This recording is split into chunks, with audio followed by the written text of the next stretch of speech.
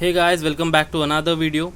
तो आज एक पर्टिकुलर इंग्लिश सेक्शन के ऊपर वीडियो हो रहा है ये। ठीक है, तो जिनको भी इंग्लिश में प्रॉब्लम थी, प्रीलिम्स और मेंस दोनों कवर करते हुए चलेंगे, उनके लिए ये वीडियो है।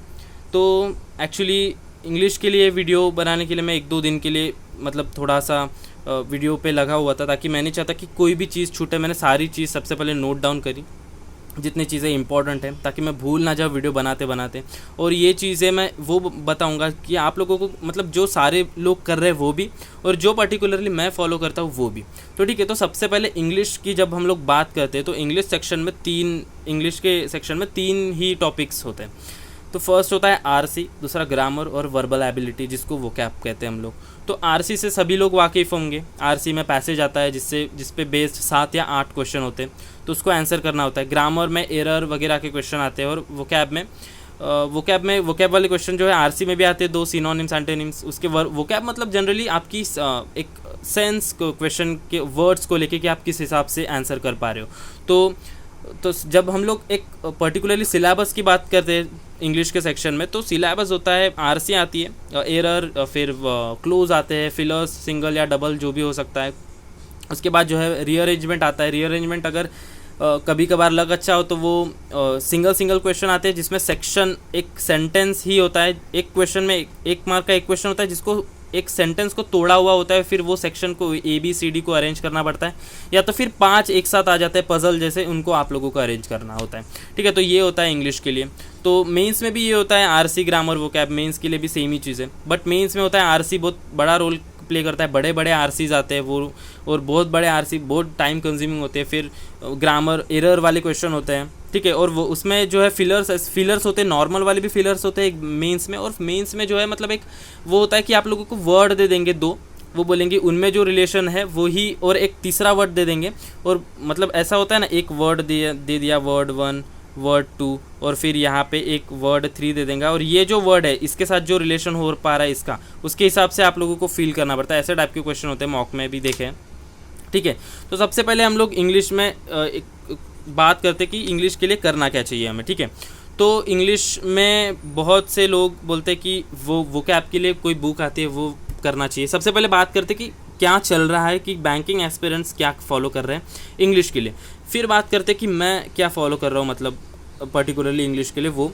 तो सबसे पहले इंग्लिश में जब बाकियों की बात देखें तो लोग एडिटोरियल पढ़ते हैं।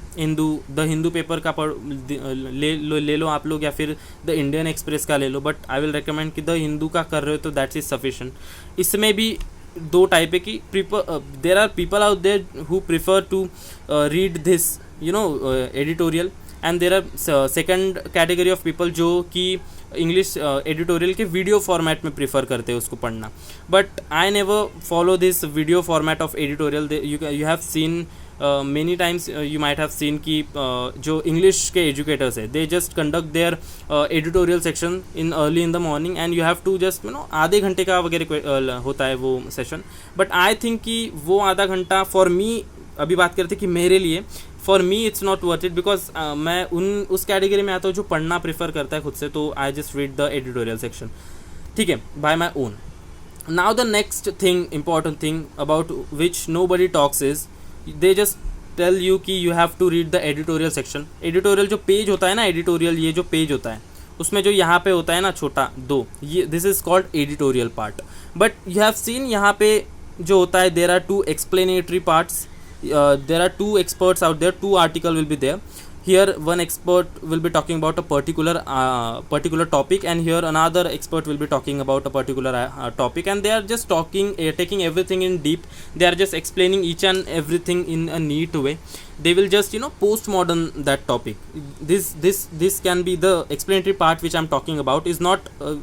इज़ नॉट नेसेसरी कि इसी पे बेस हो। वो कोई एक टॉपिक जो क्रिटिकल पॉइंट होते हमारे नेशन में चल रहे होते हैं, उस पे ही बेस वो लोग बात कर रहे होते हैं। और ये दोनों एक्सपर्ट होते हैं। कभी यार हो सकता है कि हिस्टोरिकल आर्टिकल हो, किसी हिस्ट्री के बारे में, कोई मॉन्यूमेंट वगैरह लेके, या फिर कोई साइंस एंड टेक। तो ये आपकी अंडरस्टैंडिंग बिल्ड करने में बहुत ज़्यादा मेजर रोल प्ले करता है। सो I will suggest you कि when you are reading the paper, whether it is in e format, you just have to read this editorial part, then after that go through this explanatory part, the opinion of the experts. That is very important, that is superb. It will help you in interview also, because you know this part the expert talk about each and everything. It will help you in vocab section too. Now there are people who say ki you have to just note down the words in a book and read every day 10 words, 15 words, 20 words, but that I think that's not for me. I think that's not, you know, worth it. Again, I am saying for me, because you know I never did those things, so I will not suggest कि you guys should follow these things, because when I never did it, I will not suggest you to do that. There are people out there who are following, so okay, that's good. If you think that this is really helpful for you, then you can continue that. But I think कि writing vocabs and just maintaining a register and daily reading it, because current affair he daily का इतना होता है, वो book खोलो, इतने book जमा करते हो, तो वो मेरे पल्ले नहीं पड़ता. अब जब वोकैब की बात आ रही है, तो मैं आप लोगों को मैंने एक वीडियो डाली थी अभी 4-5-7-8 दिन पहले, 80 और 80 एनालिसिस वाली. एक्चुअली हाँ, 80 और 80 वाली जब आरआरबी क्लर्क का हुआ था, आरआरबी क्लर्क में, उसमें मेरे 80 अटैम्प्ट थे, 80 आउट ऑफ. वो मैंने वीडियो डिलीट करनी पड़ी, बिकॉज उस वीडियो में जो क्वेश्चंस डिस्कस करे थे मैंने, वो दैट वाज नॉट मतलब नहीं करने चाहिए थे क्वेश्चंस अपलोड, वो मॉक के थे कोई. एंड इट इज़, मैंने लास्ट वीडियो में भी बोला था कि मतलब मैंने एग्जांपल दिया था कि ऐसे वर्ड्स आए थे. सो मैंने लास्ट वीडियो में बोला था कि you can just pick question from anyone's mock and just upload on your channel, that वाला part. So I had to delete that video, but sorry for that. But हाँ, जो भी नया चैनल पे मेरे आरआरबी में इतने अटैम्प्ट थे, उसमें मैंने बोला था कि जब एक ये आया था, क्या बोलते, मीनिंगफुल वर्ड फॉर्म करना आया था, तो उसमें आ रहे थे DRIE ऐसे कुछ, हाँ ये 4 आ रहे थे. So they just asked us to find to answer. Option थे कुछ कि ऑप्शन था, एक्चुअली दे जस्ट आस्क कि you have to tell them the third alphabet from left hand. So मतलब 1 2 3 4, ये 4 है ना अल्फ़ाबेट, इसको जब एक मीनिंगफुल वर्ड करोगे तो यहाँ पे जो आएगा वो बोलना है. So they just provide you option एक होता है कि उसका आंसर होता है Z. So if more than 1 words are you are able to make more than 1 word, so you have to mark Z, or if you are unable to make any word, so you have to mark Y or something. सो ये वाला जो था part, इसमें ride सभी ने बनाया था. मैंने बोला था कि राइड सभी ने बनाया था, बट देयर वाज 1 वर्ड जिसको सभी ने बनाना था, वो था डायर. तो जैसे मैंने बोला था कि डायर, बहुत लोगों ने बोला था कि एक राइड बन रहा है, बट एक दूसरा भी वर्ड फॉर्म हो रहा था डायर.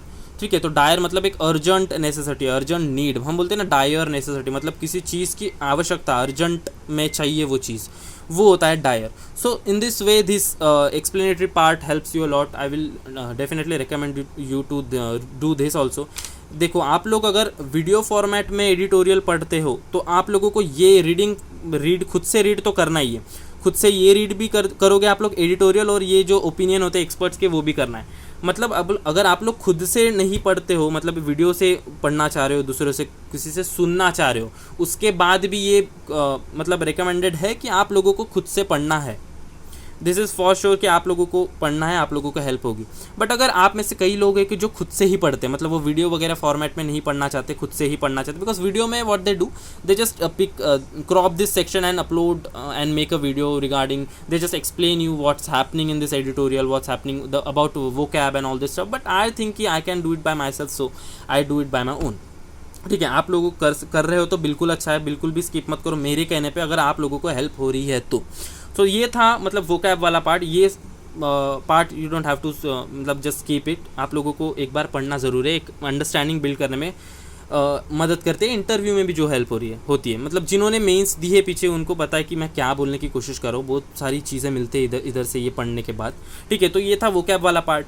अब जब हम लोग ग्रामर की बात करते हैं, आरसी की बात करते, सबसे पहले आरसी की बात करते हैं हम लोग, जब और सोर्सेज की भी बात करेंगे. So you don't have to worry about that. So जब ग्रामर की बात करते हैं, एरर वगैरह के क्वेश्चन, तो वो मॉक्स देना है आप लोगों को तीनों सेक्शन के लिए. सबसे पहले जो आप लोग चाहते हो, तो you have to give the sectional mocks, they are very helpful. Sectional mocks दे दो आप लोग इंग्लिश के. आप लोग जिस भी ऑर्गेनाइजेशन के ये ले रहे हो ना आप लोग मॉक्स, वो सेक्शनल मॉक या फिर टॉपिक मॉक्स जो होते हैं वो प्रोवाइड करते हैं, तो उससे आप लोगों को देना है. अब जब बात करते हैं आरसी की, आरसी में आप लोगों को एक एक वर्ड नहीं पढ़ना है. उस पर एक देखो, ये पर्टिकुलरली वीडियो इधर तक ही रखते हैं कि इंग्लिश को कैसे कवर करना है, इनके बारे में सोर्सेस लोग जो मतलब बाकी एस्पिरेंट्स जो फॉलो कर रहे हैं वो, उसके बाद मैं जो पर्टिकुलरली फॉलो कर रहा हूँ वो. उसके बाद एक मतलब जैसे जैसे वीडियोस अपलोड हो गए उसमें एक पर्टिकुलर टॉपिक, जैसे हम लोग पजल्स डीआई कर रहे हैं, उस पर भी वीडियोस आएंगी, you have to don't worry about that, ठीक है। तो बहुत कमेंट्स आ रहे थे, तो मैंने सोचा कि अभी बनाना चाहिए अच्छी से इसको सभी टॉपिक कवर करते हुए। तो ठीक है, तो ये थी वो एडिटोरियल वाला पार्ट जो सब लोग फॉलो करते हैं, और मैंने बोला कि मैं खुद से रीड करता हूँ। अब उसके बाद आता है कि आप लोगों को बोला जाता है कि ग्रामर के लिए डेली के क्वेश्चन प्रैक्टिस करो, तो वो कंपलसरी आप लोगों को डेली क्वेश्चन प्रैक्टिस करने हैं। कोई भी वेबसाइट पे चले जाओ, वो बहुत सारे क्वेश्चन है, स्मार्ट कीड़ा के हैं, एस्पायरेंट जोन पे अवेलेबल है, बहुत अच्छे कंटेंट प्रोवाइड करते हैं, तो वहाँ से आप लोग करो। तो ये था उसके लिए सोर्स ग्रामर वाले के लिए, और बहुत अच्छे एक्चुअली उसके बोला जाता है कि आप लोग बुक परचेस करो ग्रामर के लिए, इंग्लिश के रूल्स याद करने के लिए।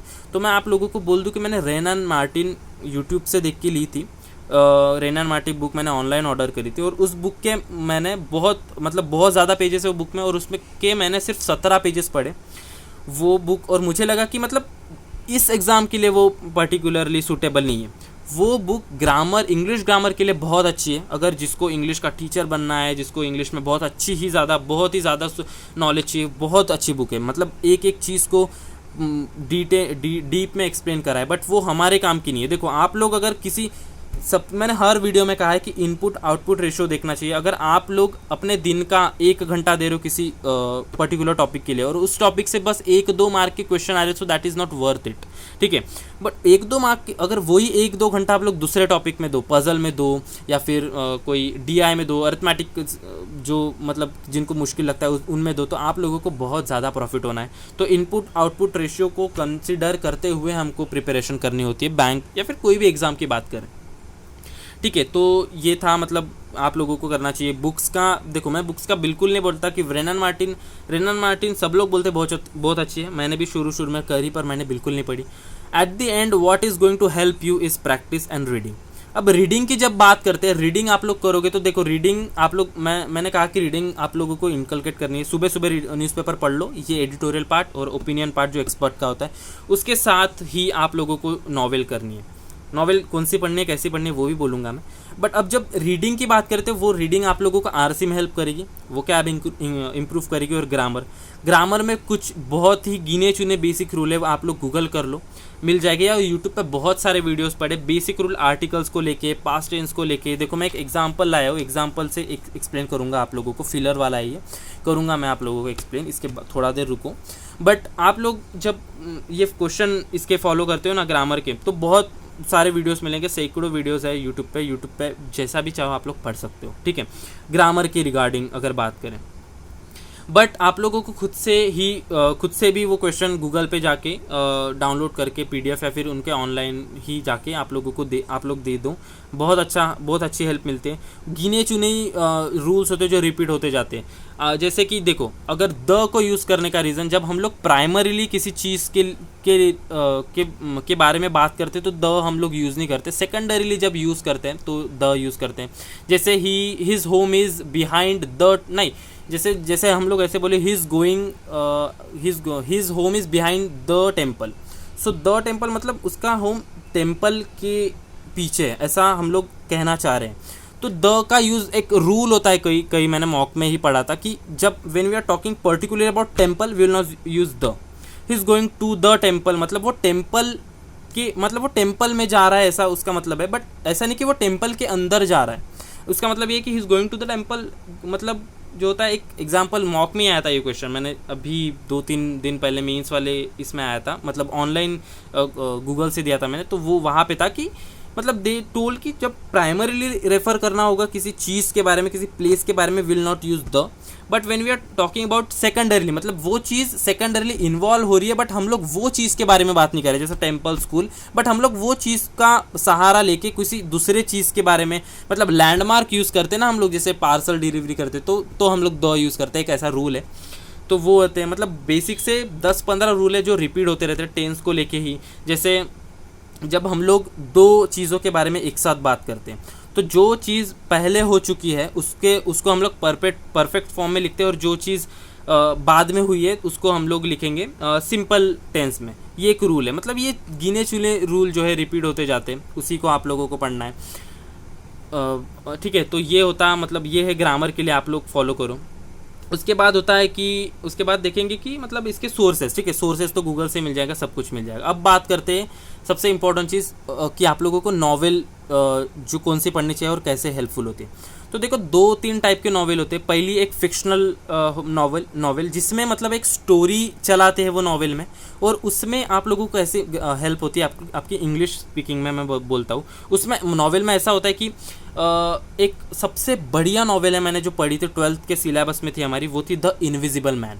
अब इसमें क्या होता है, मतलब एक बहुत सारे लोग रहेंगे, पर्टिकुलर कैरेक्टर, जैसे वेब सीरीज चलती है ना, वैसे ये नॉवेल भी वैसी चलती है। एक एक चैप्टर होते हैं, इनमें अलग अलग चीज़ों के बारे में बात करते हैं, और उसमें ऐसा होता है कि उसने खाना खाया, वो इधर गया, वो इधर गया। तो it just help you to English speaking में मदद करती है आप लोगों को कैसे यूज़ करना है, ठीक है। जैसे हम लोग, अगर मेरे को कॉल आया किसी का, या फिर मेरे मम्मी को किसी का कॉल आया, मेरी मासी का कॉल, और अगर मुझे पूछना हो मम्मी से कि मासी ने क्या कहा, तो I will ask her what did मासी से, या फिर व्हाट डिड शी से। या फिर अगर आप कोई 3 लोग बात कर रहे हो, 2 लोगों ने कुछ कान में आपके खिलाफ चुगली कर दी, तो you will ask the second person कि what did he say about मी। तो आप लोग ऐसा, मतलब ऐसी छोटी मोटी चीज़ें आप लोगों को लगेगा कि यार ये तो क्या है, मतलब बहुत बेसिक सी चीज़ है, बट जब एग्ज़ाम या फिर इंग्लिश स्पीकिंग की बात आती है तो ये चीज़ बहुत हेल्प करती है। तो द इनविजिबल नाम मैन की एक नॉवेल है, वो मेरे पास है कहीं तो यहाँ पे ही है टेबल पे, बट अभी बहुत धूल है, वो कहाँ पे वो भी नहीं पता। 12th की है वो, मैं कभी कभार पढ़ देता हूँ, बिकॉज 12th में what we use to do is we just use to go through the summary, we don't use to read the entire novel. हमारे सिलेबस में थी यूनिट टेस्ट में, उसके 3-4 लेसन आते थे, और जो प्री बोर्ड्स हुआ करते थे हमारे, उसमें एंटायर नॉवेल पे बेस्ड क्वेश्चन आते थे। तो द इनविजिबल मैन के बारे में जब मैं स्पॉइलर नहीं दे रहा, मैं बस बता रहा हूँ कि एक मैन होता है, ग्रिफिन नाम का मेन कैरेक्टर, जो इनविजिबल हो जाता है। वो अपने एक्सपेरिमेंट पे किसी प्रोजेक्ट पे काम कर रहा होता है, और वो सॉल्यूशन से वो इनविजिबल हो जाता है, और उसके बाद कुछ क्राइम कर बैठता है, वो कुछ बहुत ही बड़ा है, वो इनमें स्टे करता है, ये उसके पास रहने के लिए पैसा नहीं होता है, ये उसकी बात, मतलब ये स्टोरी चल रही है ग्रिफिन को लेके। तो ग्रिफिन मेन कैरेक्टर है द इनविजिबल मैन का, बहुत अच्छी नॉवेल है, ये पढ़ो। उसके बाद जो दूसरी टाइप की नॉवेल आती है, मतलब पता नहीं उसे क्या कहते हैं, वो मतलब एक ऐसी नॉवेल होती है जो just talk about a particular topic, वो फिर एक्सप्लेनेटरी। जैसे एक नॉवेल है 21 lesson for the 21st century, Yuval Noah Harari की नॉवेल है वो, बहुत अच्छी नॉवेल है। उसमें रिलीजन के बारे में है, उसमें लिबरल कैसे मतलब एक लिबरलिज्म के बारे में बात करी है, फिर उसके बाद में कास्ट इशूज़, ये वो, फिर एनवायरनमेंट को लेके, फिर बहुत सारे टॉपिक उसमें डिस्कस करे, जो मतलब उनका कहना है कि ये चीज़ है जो 21st सेंचुरी के लिए नेसेसरी है, वो उन्होंने बोला है। तो ऐसी नॉवेल आपकी एक अंडरस्टैंडिंग बिल्ड करती है, आप लोगों को मतलब इंग्लिश इंप्रूव कर ले, फिक्शनल नॉवेल बेस्ट है। और फिर जो वोकैब और फिर बाकी सारी चीज़ें दूसरी चीज़ों को लेके हेल्प करेगी आप लोगों की, रीडिंग स्किल भी इंप्रूव करती है, वो होती है वो ऐसा टाइप की नॉवेल जो 21 lesson for the 21st century मैंने बोली, वो बहुत अच्छी, बहुत ही पॉपुलर नॉवेल है। आप लोग इंटरनेट पे PDF फॉर्मेट में मिल जाएगी, डाउनलोड कर लो वहाँ से आप लोग। तो मेंस की जब बात करते हैं, मेंस में भी यही 3 सेक्शन होते हैं, बड़े बड़े RC होते हैं, ग्रामर होते हैं 5 एरर वाले क्वेश्चन, फिलर्स होते हैं, सिंगल या फिर डबल आ सकते हैं, तो ऐसे क्वेश्चन होते हैं। तो नॉवेल करो, तीनों चीज़ में हेल्प करेगी, RC में भी। मतलब RC जैसे आप लोग नॉवेल पढ़ोगे ना, आप लोगों को हैबिट होती है कि कैसे कैसे जल्दी पढ़ना है, तो RC में हेल्प करेगी। नए नए वर्ड्स यूज़ होते हैं, फिर जैसे इंग्लिश कैसे बोला जाए टेंस को लेके, या फिर कोई आर्टिकल्स वगैरह के लेके, मतलब जो फिक्शनल नॉवेल है ना उसमें सभी कुछ कवर हो जाएगा, तो ग्रामर में हेल्प करेगी। और नए नए जो वर्ड्स यूज़ होते हैं ना, आप लोग क्या करो, जो मैं करता हूँ, जो नए वर्ड्स होते हैं उसके लिए रजिस्टर बनाने की बिल्कुल ज़रूरत नहीं, गूगल पे जाके सर्च करो, वो आपके हिस्ट्री में वो पेज में ही जैसे ना ऐसे ऐड हो जाता है। तो जैसे जैसे आप लोग देखोगे, बार बार एक ही चीज़ पढ़ोगे तो वो याद हो जाएगी। और जैसे आपने किसी काम के लिए गूगल खोला, आप लोगों को वो आपके हिस्ट्री में दिखता है कि ये वर्ड आपने सर्च करा था, और आप लोग देख लो कि आप लोगों को सुबह पढ़ा था उस बारे में, तो ये वर्ड क्या है, आप लोगों को जैसे दिमाग में क्लिक करा, हाँ इसका वर्ड मीनिंग ये है, मैंने ये सर्च करा था, तो ठीक है, बहुत अच्छी बात है, आप लोगों को याद है। या फिर हम लोग 2-3 बात खोलते तो इसके बारे में क्या है, वो वहाँ पे वो वर्ड पे क्लिक कर दो, वो वर्ड का डेफिनेशन, नाउन है, जो भी है वो सब कुछ गूगल पे आ जाता है, उसके हिसाब से वो आपका मतलब रिवीजन हो जाता है। तो रजिस्टर मेंटेन करने की ज़रूरत नहीं, वो देख के ही मेरे को मतलब फीवर सा होता है, इतने सारा रजिस्टर बहुत लोग मेंटेन करते हैं, बट मैं नहीं कर पाता वो। तो ये था कि मैं नहीं कर पा रहा हूँ, आप लोग कर सकते हो तो कर लो, बहुत अच्छी बात है। उसको मेंटेन करना जाए, फिर 10 वर्ड्स रोज के गूगल से उठाओ, लिखो, ये नहीं होता मेरे से, तो मैं जेन्युइनली बोल रहा हूँ, लॉन्ग टर्म में नहीं हो पाता वो रजिस्टर मेंटेन करो। शुरू में बहुत अच्छा लगता है, नया नया रजिस्टर लेके आओ, नाम लिखो इंग्लिश, ये वो बहुत अच्छा लगता है, बट वो मतलब that's not going to help you in the end, ऐसा मुझे लगता है। देखो आप लोगों को फॉलो करना है तो कर सकते हो। अब ये था एक चीज़ रीडिंग को लेके। अब एक चीज़ जो मैं अपने खाली टाइम में करता हूँ वो है कि वेब सीरीज़ कोई भी देखो। मैंने ये द बैंग थेरी देखी है, big bang theory, sorry big bang theory में शेल्डन है, फिर उसके बाद पेनी वगैरह, ये जो कैरेक्टर है, one of my favourite character is Penney and Sheldon. तो उसके रिगार्डिंग इंग्लिश बहुत अच्छी से इम्प्रूव होती है, सब टाइटल आता है नीचे, वो नेटफ्लिक्स पे अवेलेबल है शायद, तो उससे भी हेल्प होती है। बहुत ही अच्छी मेरे को लगी वो वेब सीरीज़ तो आप लोग देखना चाहो तो देख सकते हो, उससे भी बहुत अच्छी इंग्लिश इम्प्रूव होती है।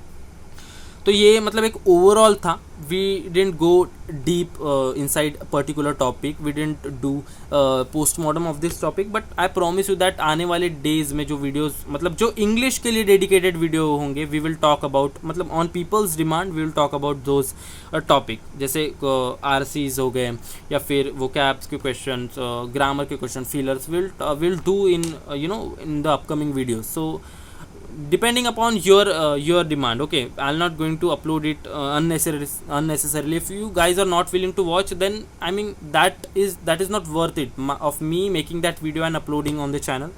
That will be not helpful to you, and it will be waste of my time also, because I am also preparing for exam. अभी तो सबके मेंस चल रहे हैं, सब लोग मेंस के लिए प्रिपेयर कर रहे हैं। यही बोलूँगा कि अच्छे से प्रिपेयर करो। ये इंग्लिश के लिए डाउट्स आ रहे थे तो ये इंग्लिश के लिए एक पर्टिकुलर वीडियो मैंने सोचा कि अपलोड किया जाए, तो ये था इंग्लिश के लिए। अब कुछ लेट मी थिंक कि कुछ चीज़ छूट रही है क्या।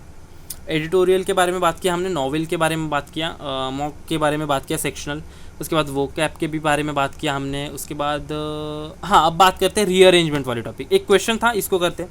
देखो रीअरेंजमेंट वाला टॉपिक जो है ना, उसको प्रैक्टिस से ही हो सकता है। मैं भी प्रैक्टिस करता हूँ, मैं कुछ भी फॉलो नहीं करता, मैं ग्रामर की बुक नहीं पढ़ता, मैं जस्ट प्रैक्टिस करता हूँ, सेक्शनल मॉक देता हूँ और उसी से अच्छा हो रहा है, उसी से अच्छा अटैम्प्ट होते हैं, ठीक है। अब देखो एक क्वेश्चन फिलर वाला।